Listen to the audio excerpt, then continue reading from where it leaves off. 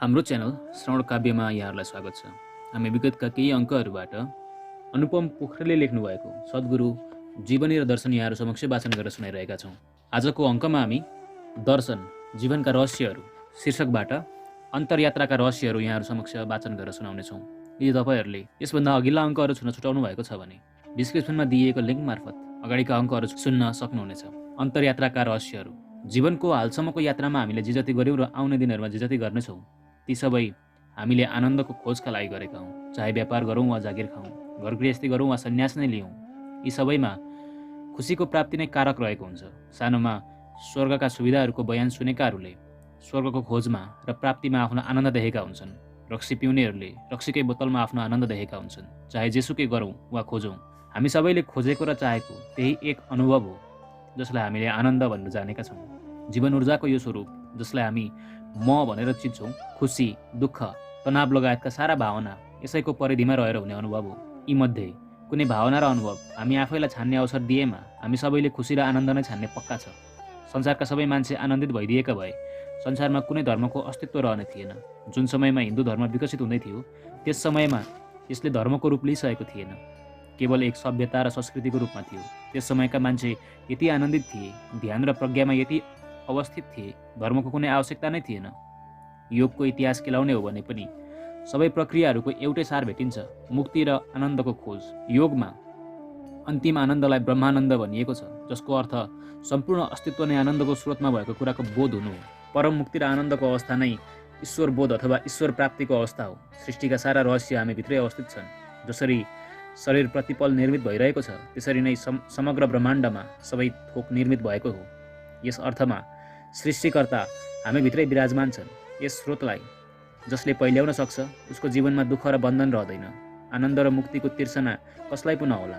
सबै मान्छेको एकमात्र चाहना त्यही हो। आनन्दको तिर्सना हामी भित्रको आधारभूत चाहना हो। हामीलाई कसैले आनन्द खोज्नुपर्छ भनेर सिकाइरहनु पर्दैन। हाम्रो नैसर्गिक स्वभाव नै आनन्द नभएको भए यसको खोज र चाहनाको यस्तो उत्कण्ठा हामीभित्र हुँदैन थियो। खुसी र आनन्द प्राप्त गर्न गरिएका सबै प्रक्रियाहरू यति उल्झनै जान्छन्, यिनकै कारणले जीवनमा दुःख सुरु हुन्छ। हामी मान्छे नभएर अन्य कुनै जनावर भइदिएको भए जीवन अत्यन्त सरल र सहज हुन्थ्यो। केवल शारीरिक आवश्यकताहरू मात्र हाम्रा आवश्यकताहरू हुन्थे। पेटभरि खान पाएको दिन सफल दिन मानिन्थ्यो होला। कुकुर अथवा बिरालोलाई हेरौँ त, कसरी पेटभरि खाना पाउन साथ शान्त र आनन्दित भइहाल्छन्। उनीहरूमा त्योभन्दा बढी चाहना हुँदैन। हामी उनीहरूभन्दा भिन्न छौँ। भन्ने गरिन्छ मान्छेहरूमा खाली पेट एउटा समस्या हो, तर पेट भरिन साथ अरू हजारौँ समस्याहरू उत्पन्न हुन्छन्। बाँच्नकै लागि सङ्घर्ष गरिरहेको अवस्थामा खानेकुराको खोज र प्राप्ति नै मान्छेको ठुलो समस्या हो, तर त्यसको समाधान हुनसाथ खानेकुराको खोज र प्राप्ति अत्यन्त सामान्य विषय बन्न जान्छ। अन्य जनावरको जीवन जीविका समाप्त हुन्छ, मान्छेमा भने जीवन जीविकाबाट प्रारम्भ हुन्छ। समय क्रमसँगै हाम्रो लागि जीविका त्यति कठिन रहेन। हजारौँ वर्ष अघि खानेकुराको खोज र उत्पादनमै हाम्रो धेरैजसो समय र ऊर्जा व्यय हुने गर्थ्यो। हालको समयमा त्यस्तो छैन। अहिले हामी सजिलै बजार गएर एक वर्ष पुग्ने खानेकुरा किनेर ल्याउन सक्छौँ। अझ बजार गइराख्नु पनि नपर्ने भएको छ। कोठामै बसी बसी चाहेको कुरा चाहिएको मात्रामा प्राप्त गर्न सकिने समय आइसकेको छ। मानव जीवन यति सहज पहिला कहिल्यै थिएन। 100 वर्ष अघिसम्म राजा महाराजाका लागि मात्र उपलब्ध हुने सुविधा अहिले सामान्य नागरिकका लागि पनि सहज भइसकेको छ। मानव सभ्यताको इतिहासमै सबैभन्दा सुविधाजनक अवस्था हामीलाई उपलब्ध छ। यसरी हेर्दा इतिहासमै सबैभन्दा सुखी र आनन्दित पुस्ता हामी हुनुपर्थ्यो, तर त्यस्तो छैन।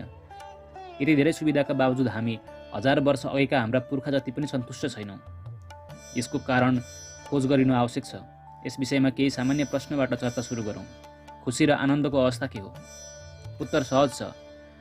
जब आफूभित्रै सबै ठिक छ भन्ने कुराको भाव जागृत हुन्छ, त्यो भाव नै आनन्द हो। मानव अस्तित्व एउटै आयामले बनेको छैन। हामीभित्र शरीर, मन, भावना जस्ता अनेक आयामहरू छन्। ती हरेक आयामहरूको हकमा आनन्दका लागि आफ्नै परिभाषा छन्। जब सम्पूर्ण शरीर ठिक अवस्थामा हुन्छ त्यसै अवस्थालाई हामी स्वास्थ्य भन्दछौँ। शरीरलाई धेरै सुविधा भयो भने हामीलाई आनन्द महसुस हुन्छ। त्यसै गरी मनलाई आनन्द भयो भने त्यसैलाई हामी शान्ति भन्दछौँ। भावनाहरूले धेरै सुविधा पाएको अवस्था प्रेम हो। हाम्रा सबै आयामहरूको बाहिरी र भित्री तृप्तिलाई हामीले आनन्दको अवस्था भनेर मान्छौँ। हाम्रो सबै खोज यसैको खोज हो।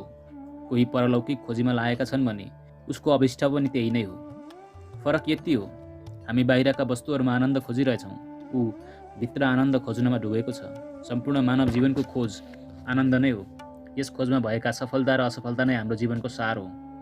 अब सोचेर हेरौँ, जीवनमा कतिपल्ट हामीले पुरा दिन बिना कुनै चिन्ता, बिना कुनै तनाव, पूर्ण रूपमा आनन्दमय भएर बिताएका छौँ।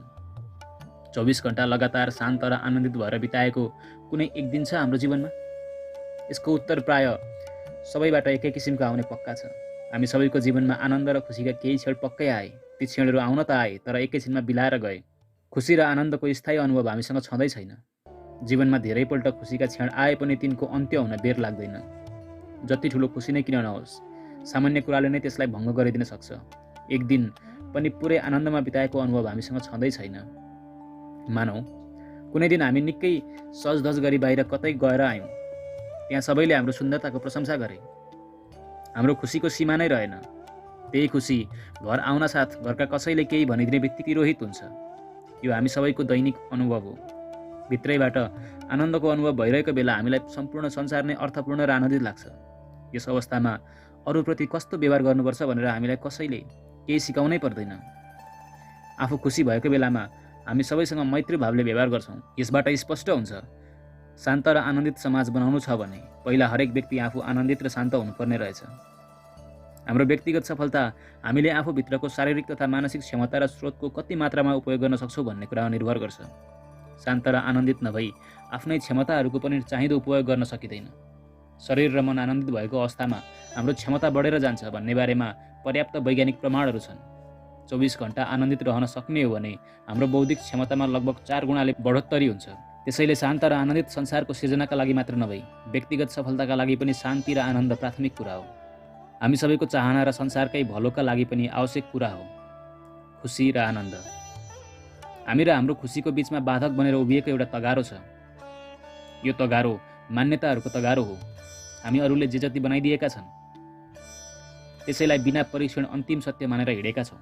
समाज, धर्म, संस्कृति, परिवारले हामीलाई जीवनको तथ्य बताउने नाममा विरोधाभासी धारणाहरू थमाइदिएका छन्। तिनको पूर्ति असम्भव छ। तिनलाई मान्ने वा पछ्याउने दौडले हामीलाई हाम्रो स्वभावबाट निकै टाढा पुर्याएको छ। हामीले आफूलाई बिर्सिएका छौँ, त्यसैले हामी दुखी छौँ। एक रात एउटी महिलाले सपना देखिन्। एउटा अत्यन्तै सुन्दर नवयुवक उनलाई एकहोरो हेरिरहेको थियो। युवक बिस्तारै उनको नजिक आयो। ऊ यति नजिक आइपुग्यो, महिलाले उसको श्वासको गर्मी आफ्नै अनुहारमा महसुस गर्न थालिन्। महिलाको शरीर रोमान्सले काम्न थाल्यो। के गर्ने विचार छ युवक? महिलाले सोधिन्। तिम्रो सपना हो, तिमी नै तय गर, के गर्न हो? युवकले उत्तर दियो, हाम्रो मनमा चल्ने विचारहरू हाम्रै कल्पनाहरू हुन्। हाम्रै इच्छा र चाहना अनुरूप चल्नुपर्ने हुन्। हाम्रा विचार र भावनाहरू त कमसेकम हाम्रो अधीनमा हुनुपर्ने हो। तर हामी अनियन्त्रित विचार, इच्छा र चाहनाका कारण चिन्ता र तनावले ग्रस्त छौँ। स्पष्ट छ, हाम्रो शरीर र मनको यन्त्र हाम्रो अधीनभन्दा बाहिर गएको छ। जे हाम्रो सहयोगी हुनुपर्थ्यो त्यसले उल्टै हामीमाथि रजाइ गर्न थालेको छ। मानव संरचना पृथ्वीकै सबैभन्दा अद्भुत जीवन संरचना हो। कुनै सुपर कम्प्युटरले नभेट्ने यसको बनावट छ। हाम्रो अवस्था चाहिँ किबोर्ड हराएर पेचकसले कम्प्युटर चलाउन खोजेको जस्तो छ। हामीले आफ्नै शरीर र मनलाई कसरी चलाउने भनेर बिर्सेका छौँ। जीवनमा दुःखको कारण यही हो। जीवन 2 छाक टार्न, सन्तान उत्पादन गर्न र हरेक दिन यसै प्रक्रियामा अल्झेर एक दिन मर्नका लागि मात्र होइन। यति त प्रकृतिका सबै जीवजन्तु वनस्पतिले पनि गरेकै छन्। यतिमै जीवनलाई सीमित गर्ने हो भने त सबैभन्दा उत्कृष्ट शारीरिक र मानसिक संरचना पाउनुको औचित्य के नै रह्यो र? फेरि यी सबै गतिविधि प्रकृतिका अन्य जीवजन्तुले पनि शान्तिपूर्वक गरिरहेका छन्। हामी भने यति साधारण कामलाई पनि ठुलो सङ्घर्ष बनाइरहेका छौँ। आफ्नो क्षमताको बारेमा नजानेर हाम्रो आन्तरिक व्यवस्थापनमा गडबडी भएको छ। त्यसलाई बाहिरी व्यवस्थाहरूद्वारा मिलाउनलाई हामी लागि परेका छौँ। बाहिर सबै अनुकूल भयो भने भित्र सब आफै ठिक हुन्छ भन्ने भ्रम हामीलाई छ। तर बाह्य सुविधा मात्र पर्याप्त छैन भनेर विगतका 200 वर्ष प्रमाण छन्। हामीले बाह्य अवस्थालाई जति अनुकूल र सहज बनाए पनि आन्तरिक व्यवस्था नमिलेसम्म आनन्द र शान्ति हुने छैन। एक दिन एउटा गोरु चौरमा चलिरहेको थियो। उसको जिउमाथि बसेर एउटा वनकुखुरा उपियाँ खोज्दै खाइरहेको थियो। वनकुखुराले आफ्ना जवानीका दिन सम्झिँदै भन्यो, जवानीका दिन कस्ता अद्भुत थिए। मेरा पखेटा बलिया थिए। रुखको टुप्पामा उड्दै बस्दै म माथिबाट संसारलाई हेर्न सक्थेँ। कुखुराको बिलौना सम्झेर गोरुले भन्यो, मेरो गोबर दैनिक खाने गर, तिम्रो बल फेरि फर्केर आउनेछ। छिट्टै तिमी फेरि पहिला जस्तै माथि माथि उड्न सक्ने हुनेछौ। कुखुराले गोरुले भने चाहिँ गर्यो। नभन्दै छिट्टै ऊ पहिला चाहिँ उड्न सक्ने भयो। एक दिन उडेर ऊ नजिकैको रुखको टुप्पोमा बसेको थियो। शिकार गर्न निस्केको एउटा किसानलाई उसले देख्यो। बन्दुकले हानेर उसले कुखुरालाई तल खसाल्यो। गोबरले जति नै माथि किन नपुर्याओस्, सधैँ माथि नै राखिराख्न भने सक्दैन। आफ्नो शरीर र मनको संरचनाका बारेमा जान्दै नजानी हामीले आफूलाई खुसी राख्न गरेका सबै प्रयासहरू गोबर झैँ हुन्। तिनले केही बेरलाई आत्मविश्वास र खुसी दिए पनि माथि नै राखिराख्न सक्दैनन्। जबरजस्ती सकारात्मक चिन्तनका दर्शन बोकेर हिँडेकाहरूलाई डगमगाइदिन व्यापार घाटा, खराब मौसम जस्ता सामान्य कुराहरू नै काफी हुन्छन्। जबसम्म हाम्रो आन्तरिक अवस्था बाह्य अवस्थामा निर्भर हुन्छ तबसम्म स्थायी खुसी सम्भव छैन। स्थायी खुसी र आनन्दका लागि खुसीको खोजको दिशा मात्र बदले पुग्छ। अहिलेसम्म हामीले आफू बाहिर खुसी खोज्दै आयौँ, त्यसमा हामी सफल भएनौँ। अब एकपल्ट आफैभित्रको यात्रा गरेर हेरौँ। हाम्रा सबै अनुभव, भावना र सोचका स्रोत हामीभित्रै छन्। बाहिरी वातावरणले त हलुका धक्का मात्र दिने हो, सम्पूर्ण भावनाहरू हामीभित्रै निर्मित हुने हुन्। खुसी, दुःख, आनन्द, रिस, दया, करुणा आदि सबैको निर्माण हुने कारखाना हामीभित्रै छ। हामी भने खुसी खोज्नमा बाहिर व्यस्त छौँ। दुःख पीडाको दोष पनि बाहिरी तत्त्वलाई दिइरहेका छौँ। आफूभित्र निर्माण हुने तत्त्वलाई सञ्चालन गर्ने रिमोट हामीले बाहिरी अवस्थालाई दिएका छौँ। त्यसैले हाम्रो खुसी, आनन्द र मानसिक अवस्था हाम्रो हातमा नभएको हो। यसैलाई बदल्नु छ। एउटा सामान्य प्रयोग गरेर हेरौँ। हामीले अहिले हातमा किताब समातिरहेका छौँ। किताबलाई देख्ने प्रक्रिया कहाँ भइरहेको छ? के देख्ने प्रक्रिया बाहिर भइरहेको छ अथवा हामीभित्रै भइरहेको छ? सुरुमा किताबमा परेको प्रकाश परावर्तन भएर हाम्रो आँखाको लेन्स हुँदै रेटिनाभित्र पुग्छ। त्यस पछाडि रेटिनामा किताबको उल्टो चित्र बन्छ। मस्तिष्कले त्यसैलाई सुल्टो चित्रका रूपमा देखाइदिएपछि बल्ल किताबलाई देखिने हो। देख्ने वा हेर्ने प्रक्रिया हामीभित्र भइरहेको हुन्छ। यसरी नै सारा संसारलाई देख्ने प्रक्रिया हामीभित्रै भइरहेको हुन्छ। प्रकाश, अन्धकार, खुसी, पीडा, दुःख, आनन्द यी सबै प्रक्रियाहरू हामीभित्र नै भइरहेका छन्। कसैले हाम्रो हात समातेर अरू कसैको हातको स्पर्शको अनुभूति हामीलाई हुन्छ, तर खासमा त्यो अनुभूति हामी आफैभित्र उत्पादित भइरहेको हुन्छ। सारा अनुभवहरूको स्रोत हामीभित्रै छ। मानव अनुभूतिहरू 100% आत्मनिर्मित हुन्। हाम्रा विचार र भावना हाम्रै निर्माण हुन् भने तिनलाई हामी आफैले नियन्त्रण गर्न पनि सक्छौँ। मदिरा वा अन्य कुनै बाह्य वस्तुको प्रयोग बिना नै तिनले दिने किसिमको मातको अवस्था आफूभित्रै सिर्जना गर्न सकिने कुराको वैज्ञानिक पुष्टि भइसकेको छ। राफाएल मेकोला नामका इजरायली रसायनविदले गरेको अध्ययनअनुसार हाम्रो स्नायु प्रणालीमा आनन्द उत्पादन गर्ने अणुहरू प्राकृतिक रूपमै अवस्थित छन्। हाम्रो शरीरले नसालु पदार्थले दिने जस्तो नसा आफै उत्पादन गर्न समर्थ छ। आनन्द उत्पादन गर्ने यस रसायनको नाम संस्कृत शब्द आनन्द सापटी लिएर आनन्दमाइड राखिएको छ। बाहिरबाट शरीरमा प्रवेश गराएको नसाले प्रज्ञाका साथसाथै र शारीरिक स्वास्थ्यलाई पनि असर पुर्याउँछ, अम्मली पनि बनाउँछ भने आनन्दमाइडले शारीरिक र मानसिक स्वास्थ्यमा सकारात्मक प्रभाव पार्छ। हाम्रा ऋषि योगीहरूलाई हजारौँ वर्षदेखि जानकारी भएको कुरा आधुनिक विज्ञानले भर्खर थाहा पाउँदैछ। हाम्रा सबै भावनाहरू स्नायु प्रणालीमा भएका रासायनिक प्रतिक्रियाहरू हुन्। योग विज्ञानलाई यस कुराको ज्ञान सधैँ रहिआएको छ। यसै ज्ञानमा आधारित रहेर योग विज्ञानले आन्तरिक आनन्द, सुख र शान्तिको सिर्जना गर्ने पद्धतिहरूको विकास गरेको छ।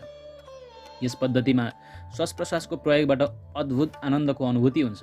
सबैभन्दा पहिला त आनन्द र दुःख दुवैको निर्माता हामी आफै हौँ भन्ने कुरा बुझ्न जरुरी छ।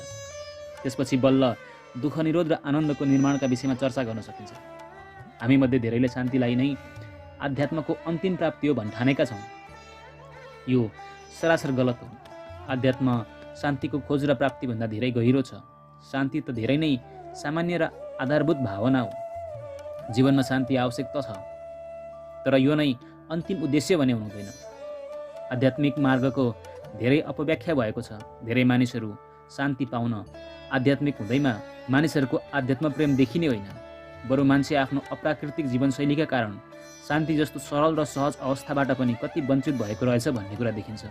समुदायमा जे कुराको कमी हुन्छ प्राय त्यसैको अधिक मूल्य हुन्छ। मध्यपूर्वमा सालोम अभिवादनका लागि प्रयोग गरिने सबैभन्दा उच्च शब्द मानिन्छ। सालोमको अर्थ हुन्छ शान्ति। झट्ट सुन्दा अभिवादनको कति महान र उच्च शैली जस्तो लागे पनि बुझ्दै जाने हो भने यसले उनीहरूको दयनीय अवस्था देखाउँछ।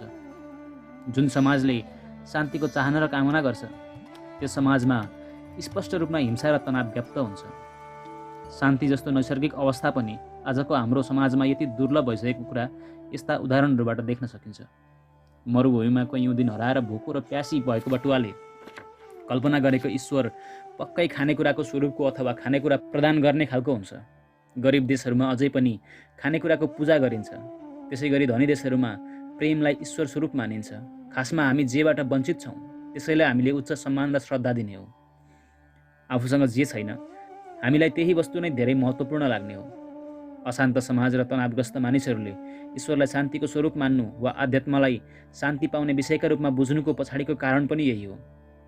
हाम्रो वास्तविक चाहना र खोज खानेकुरा शान्ति र सुख जस्ता आधारभूत र सामान्य कुरा होइनन्।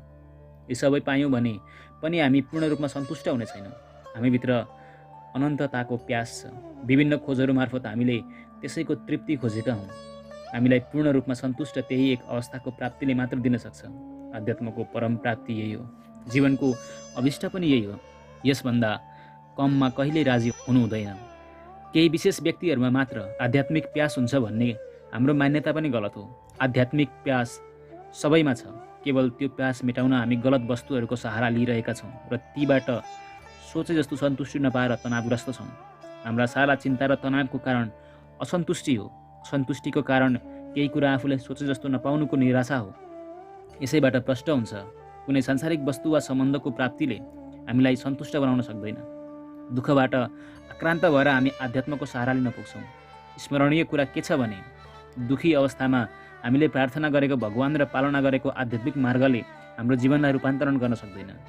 मानव इतिहास साक्षी छ। जब जब समाज समृद्ध, सुखी र शान्त भयो तब मात्र त्यहाँ ठुलो आध्यात्मिक रूपान्तरण सम्भव भएको छ।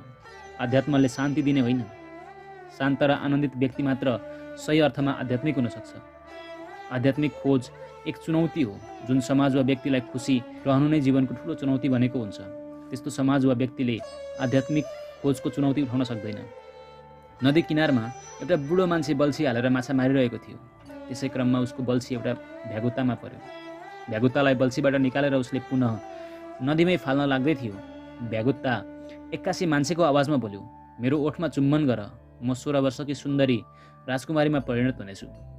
भ्यागुताको कुरा सुनेर बुढो मान्छेले तुरुन्तै त्यस भ्यागुतालाई झोलामा हाल्यो र उसले भन्यो, अब यो बुढेसकालमा 16 वर्षकी सुन्दरीको मलाई के काम, बरु बोल्ने भ्यागुता सबैलाई देखाएर केही पैसा कमाउन सकिएला।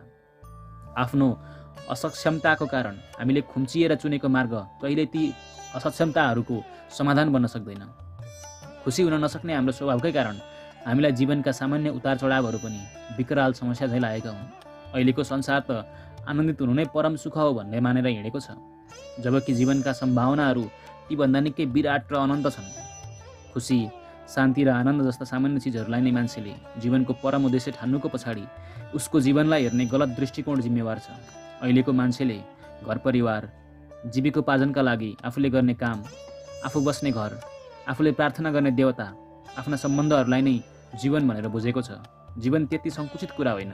ती सबै जीवनका सामान्य पाटा मात्र हुन्। यी सबैमा अत्यन्त महत्त्वपूर्ण कुरा आफूभित्र विराजमान अनन्त र अथाह जीवन ऊर्जालाई चाहिँ मान्छेले बिर्सिएको छ।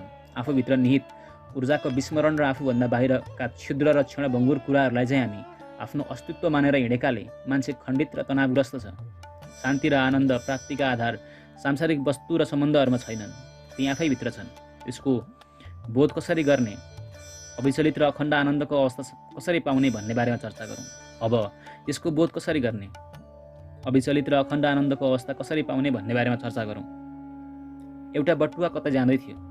उसले आफू जानुपर्ने स्थान अझै कति टाढा छ भनेर कसैलाई सोध्यो। जवाफ आयो, 8000 किलोमिटर। बटुवाले छक्क पर्दै भन्यो, अझै त्यति धेरै बाँकी छ? सिधै जानुभयो भने चाहिँ त्यति टाढा छ, किनभने तपाईँ विपरीत दिशातिर जाँदै हुनुहुन्छ। दिशा परिवर्तन गर्नुहोस्, केही मिनटमै पुग्नुहुन्छ। सुख र आनन्दको खोजमा हाम्रो यात्रा पनि गलत दिशातिर हुँदै आएको छ। पहिलो बोध यसै कुराको हुनु जरुरी छ। यसपछि त्यस सम्बन्धमा अन्य कुरा गर्न सकिन्छ। स्थायी खुसी र आनन्दको प्राप्ति केवल अन्तर्यात्राबाट सम्भव छ। अहिले भर्खर हामीले गरेको वाचन अनुपम पोखरेलले लेख्नुभएको पुस्तक सद्गुरु जीवनी र दर्शन पुस्तकको अन्तर्यात्राका रहस्यहरू हो। यदि तपाईँले यस पुस्तकका अघिल्लो अङ्कहरू सुन्न छुटाउनु भएको छ भने डिस्क्रिप्सनमा दिइएको लिङ्क मार्फत सुन्न सक्नुहुनेछ। र यदि तपाईँहरूलाई कुनै पुस्तक हाम्रो च्यानल मार्फत सुन्न इच्छा छ भने उक्त पुस्तकको नाम कमेन्टमा जानकारी गराउन सक्नुहुन्छ भन्दै चाँडै नै अर्को अङ्क लिएर उपस्थित हुने बाचा गर्दै म प्रस्तुता यहाँहरू समक्ष बिदा माग्न चाहन्छु।